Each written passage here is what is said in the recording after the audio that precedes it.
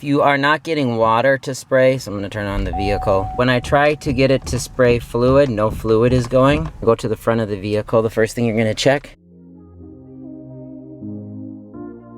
Your fuse and relay box, this is just to the right when you're looking at the vehicle. We're going to take the cover off. There is a fuse puller right here. I've already removed that. And we're just going to come here. So spot 56 for the front washer. So we're going to pull that up.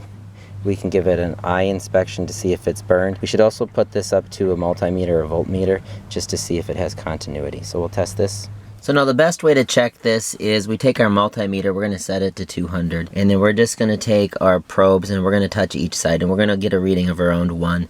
And we just want to make sure we have continuity. This is a working fuse. If this was not working, we'd get no reading at all and it would look like something like that. Nothing would happen. So when we touch both. If this fuse is working, then you may have an issue with the motor. If the fuse isn't working and nothing's happening when you test it, then you're going to need a new fuse. After testing, if it is a good one, then we would actually look into the motor. It is good, so we're just going to push it back in, and I'm only doing this as a test for example's sake. So if that is bad, you can just switch that up and we can test our vehicle.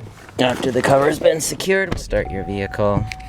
Wipers are still working, and then we're just going to pull back, and we do have water squirting.